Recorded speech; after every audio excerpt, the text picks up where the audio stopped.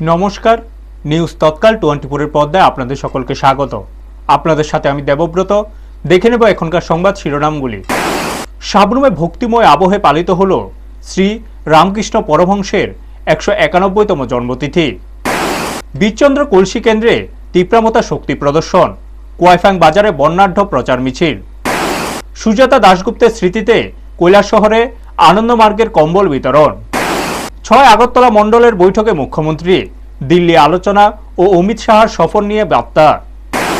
অমিত শাহের আগমনে সাজছে শহর, হাপানিয়া মেলা প্রাঙ্গণের প্রস্তুতি খতিয়ে দেখলেন জেলা শাসক ও পুলিশ সুপার। এখন সংবাদ বিস্তারিত।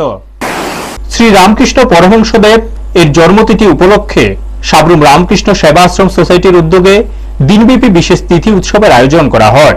ভোরবেলা মঙ্গল আরতি ও প্রভাত ফেরির মাধ্যমে অনুষ্ঠানের শুভ সূচনা হয়। প্রভাতের নির্মল পরিবেশে ভক্তদের ভক্তিগীতি ও নাম সংকীর্তনে গোটা এলাকা এক পবিত্র আবহে মুখরিত হয়ে ওঠে। সারাদিনব্যাপী গীতার অষ্টাদশ অধ্যায় পাঠ করা হয় এবং ধর্মীয় আলোচনা সভা অনুষ্ঠিত হয়। ভক্তদের স্বতঃস্ফূর্ত অংশগ্রহণ ও আন্তরিক উপস্থিতি অনুষ্ঠানকে আরো প্রাণবন্ত করে তোলে। আমাদের প্রতিনিধির সঙ্গে আলাপচারিতায় আশ্রম কমিটির সম্পাদক রূপন সূত্রধর ও সভাপতি গোবিন্দ দেবনাথ জানান, আশ্রম কেবল ধর্মীয় অনুষ্ঠানে সীমাবদ্ধ থাকতে চায় না, ভবিষ্যতে স্বাস্থ্য শিবির আয়োজন সহ বিভিন্ন সমাজ কল্যাণমূলক কর্মসূচি গ্রহণের পরিকল্পনা রয়েছে তাদের। দিনের শেষ পর্বে ভক্তদের মধ্যে অন্নপ্রসাদ বিতরণ করা হয়। শান্তি, ভক্তি ও মানব সেবার আদর্শকে সামনে রেখে এভাবে মর্যাদাপূর্ণভাবে সম্পূর্ণ হয় মহাপুরুষের জন্মতিথি। ব্যুরো রিপোর্ট, নিউজ তৎকাল 24। ভগবান শ্রী রামকৃষ্ণ পরমহংসদেবের আজ 191তম শুভ আবির্ভাব তিথি। এই উপলক্ষে প্রতি বছরের মতো সারা পৃথিবীব্যাপী দেশব্যাপী আজ শ্রী ঠাকুরের যথাযোগ্য মর্যাদায় জন্মতিথি উৎসব পালিত হচ্ছে। আমরা সাবরুমের রামকৃষ্ণ সেবাশ্রম সোসাইটিও আমাদের ভক্তদের দ্বারা আয়োজিত এই প্রতিষ্ঠানে আমরা ঠাকুরের জন্ম উৎসব উদযাপন করছি প্রতি বছরের মতোই। সকালবেলা মঙ্গল আরতি, প্রভাত ফেরি, ভক্তিগীতি, বিশেষ পূজা, যজ্ঞ অনুষ্ঠান হয়েছে এবং 1টা থেকে ভক্তদের মধ্যে অন্নপ্রসাদ বিতরণ হয়েছে। এবছর আমাদের ভক্তদের আয়োজনে 1টা থেকে 5টা পর্যন্ত শঙ্কর মঠের কীর্তনিয়াদের দিয়ে গীতা কীর্তন অনুষ্ঠিত হচ্ছে এবং সন্ধ্যায় বিশেষ পাঠচক্র এবং আলোকসজ্জা। আমরা প্রতি বছরই ঠাকুরের উৎসবে এবং আমাদের বিভিন্ন সামাজিক সেবামূলক কর্মসূচিও হয়ে থাকে। এই বছর আমরা ঠাকুরের তিথির পরে আমাদের একটা স্বাস্থ্য শিবিরের আমরা আয়োজন করতে চলছি তিথি উৎসবকে কেন্দ্র করে। আসন্ন এডিসি নির্বাচনকে ঘিরে ক্রমে চড়ছে রাজনৈতিক পারদ। গ্রাম থেকে বাজার সবখানে এখন নির্বাচনী আলোচনায় প্রধান বিষয়। সেই আবহে 26 বীরচন্দ্র কলসি কেন্দ্রকে সামনে রেখে জোলাইবাড়ি বিধানসভা এলাকার অন্তর্গত কোয়াইফাং বাজার শক্তি প্রদর্শনে নামল তীব্রামথা। বৃহস্পতিবার আয়োজিত বর্ণাঢ্য প্রচার মিছিলটি কোয়াইফাং বাজারের বিভিন্ন জনপদ পরিক্রমা করে দলীয় পতাকা, স্লোগান এবং ঢাক ঢোলের তালে মুখরিত হয়ে ওঠে গোটা এলাকা। পরবর্তীতে মিছিলটি কোয়াইফাং বাজার প্রাঙ্গণে এক পথসভায় রূপ নেয়। কর্মী সমর্থকদের ব্যাপক উপস্থিতি এবং উৎসাহ উদ্দীপনা ছিল চোখে পড়ার মতো। সভায় উপস্থিত ছিলেন দলের কেন্দ্রীয় কমিটির মুখপাত্র রাজস্ব দেববর্মা, এছাড়াও বীরচন্দ্র মনুর দক্ষিণ zonal chairman Narayan Riang, central কমিটির যুব নেতা গৌরব মক চৌধুরী, দক্ষিণ zonal joint chairman Harendra Riang, Shantirbazar block সভাপতি রসনজিৎ রিয়াং এবং দক্ষিণ জেলা মহিলা সংগঠনের সভানেত্রী স্বপ্নাতি রিয়াং সহ অন্যান্য নেতৃত্ববৃন্দ। বক্তারা তাদের বক্তব্যে বর্তমান বিজেপি সরকারের তীব্র সমালোচনা করেন এবং জনগণকে জাতীয় দলগুলিকে সমর্থন না করার আহ্বান জানান। আঞ্চলিক শক্তিকে সমর্থন করার উপর জোর দিয়ে তারা বলেন, প্রদ্যুৎ কিশোর দেববর্মার নেতৃত্বে আসন্ন 26 এডিসি নির্বাচনে 26 বীরচন্দ্র কলসি কেন্দ্রে তীব্রামতার প্রার্থী জয়ী হবেন বলে তারা আশাবাদী। সভা শেষে দলীয় নেতারা সাধারণ মানুষের সঙ্গে কথা বলেন। ব্যুরো রিপোর্ট, নিউজ তৎকাল 24।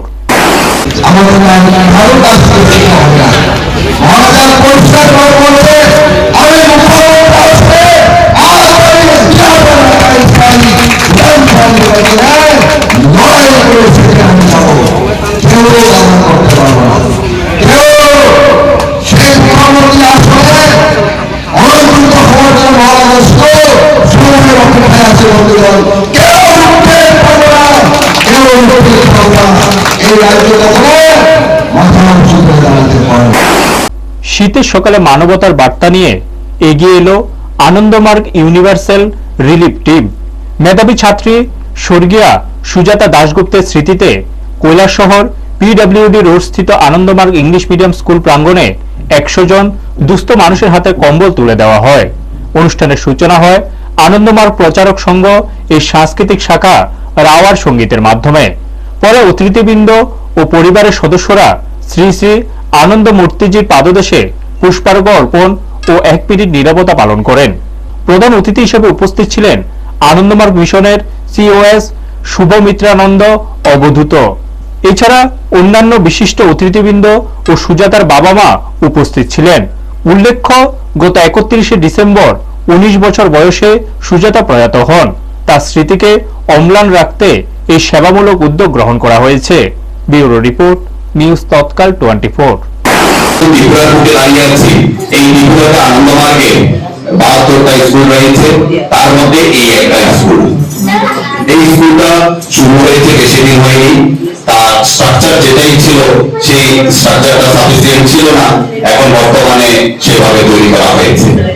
আর এই আনন্দমার্গ স্কুল কেন তৈরি হয়েছে, এর পেছনে লজিক কি? বাবা বলতেন যে যদি সমাজের সেবা করতে হয় তাহলে কাউকে হয়তো খাওয়া দিয়ে, অন্ন দিয়ে, বস্ত্র দিয়ে, বাসস্থান দিয়ে, শিক্ষা দিয়ে আর চিকিৎসা দিয়ে, এই 5টা বিষয় সমাজকে কি সেবা করতে হবে।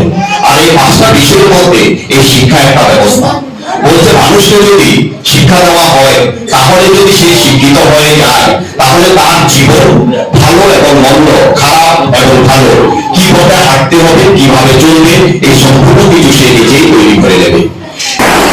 রাজনৈতিক গতি প্রকৃতির মাঝে আগরতলা মন্ডলে শনিবার অনুষ্ঠিত হল গুরুত্বপূর্ণ সাংগঠনিক বৈঠক।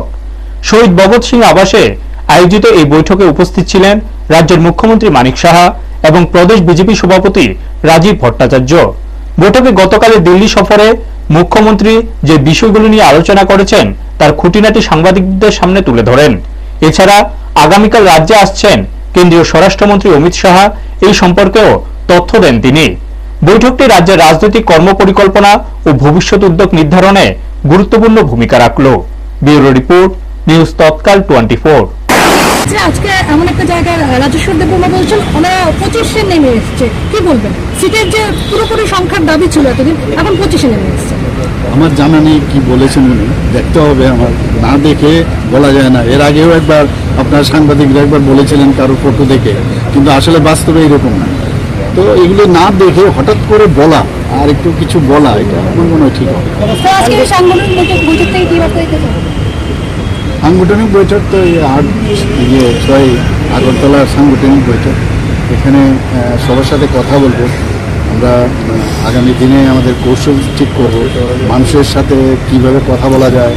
আমরা এত সব স্কিম করেছি, স্কিমগুলো ঘরে ঘরে পৌঁছানো এবং কোনো জায়গায় যেন গ্যাপ না থাকে, এই হচ্ছে মানুষকে নিয়ে আমাদের চলা। আর মাননীয় প্রধানমন্ত্রী যে একটা জায়গায় খুব ভালো লেগেছে, मेरा पास एक ट्रेजर है, क्या है वो है मैं भारतीय जनता पार्टी का एक कार्य करता हूँ, इससे बड़ा ट्रेजर मेरे पास और कुछ नहीं। हम भी उस रास्ते पर चल रहे हैं। কাউন্টডাউন শুরু হয়ে গেছে। শহরের প্রধান সড়ক থেকে শুরু করে হাপানিয়া মেলা প্রাঙ্গণ সবখানে এখন ব্যস্ততার ছাপ স্পষ্ট। নিরাপত্তা, সাজসজ্জা ও প্রশাসনিক তৎপরতায় কার্যত নতুন রূপ পেয়েছে গোটা এলাকা। কেন্দ্রীয় স্বরাষ্ট্রমন্ত্রী অমিত শাহ এর আগমনকে সামনে রেখে বৃহস্পতিবার প্রস্তুতির সার্বিক অগ্রগতি খতিয়ে দেখেন জেলা শাসক ডক্টর বিশাল কুমার। তার সঙ্গে উপস্থিত ছিলেন পুলিশ সুপার নমিত পাঠক সহ প্রশাসনের অন্যান্য উচ্চপদস্থ আধিকারিকরা। মেলা প্রাঙ্গণের মঞ্চ প্রস্তুতি, দর্শক বসার ব্যবস্থা, যান চলাচল নিয়ন্ত্রণ, নিরাপত্তা বলয়ের বিন্যাস প্রতিটি বিষয়ে বিস্তারিত পর্যালোচনা করা হয়। আইন শৃঙ্খলা রক্ষা ও জনসমাগম নিয়ন্ত্রণে পুলিশ ও প্রশাসনের পক্ষ থেকে নেওয়া হয়েছে একাধিক বিশেষ ব্যবস্থা। প্রশাসনের দাবি, অনুষ্ঠানের দিন যাতে কোনো ধরনের বিশৃঙ্খলা না ঘটে এবং সাধারণ মানুষের অসুবিধা কম হয় সেই বিষয়টিকে সর্বাধিক গুরুত্ব দেওয়া হচ্ছে। সব মিলে গুরুত্বপূর্ণ এই সফরকে ঘিরে শহর জুড়ে এখন উৎসবমুখর ও সতর্ক পরিবেশ। ব্যুরো রিপোর্ট, নিউজ তৎকাল 24।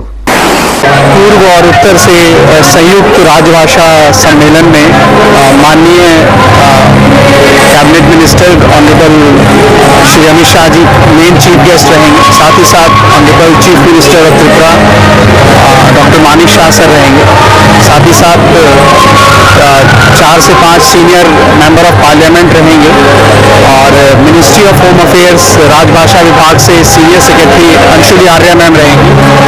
और तैयारियां लगभग पूरी हो गई हैं। 3000 से लेकर 4000 डेलीगेट्स इसमें डिफरेंट प्रदेशों से आके यहाँ पार्टिसिपेट करेंगे और 30 से ज़्यादा विभागों के यहाँ पे स्टॉल लगाए जाएंगे और लंच डिनर और साथ साथ सांस्कृतिक कार्यक्रम भी किया जाएगा। और हम उम्मीद करते हैं कि इससे त्रिपुरा के कल्चर के बारे में पूरे देश के लोगों को पता चलेगा।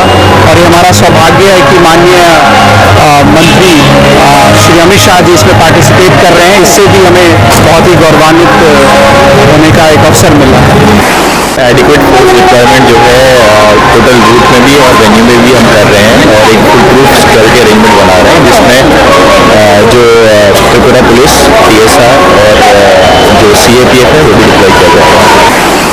এখনকার মতো সংবাদ এই পর্যন্তই। আমাদের অন্যান্য অনুষ্ঠানের জন্য চোখ রাখুন নিউজ তৎকাল 24-এর পর্দায়।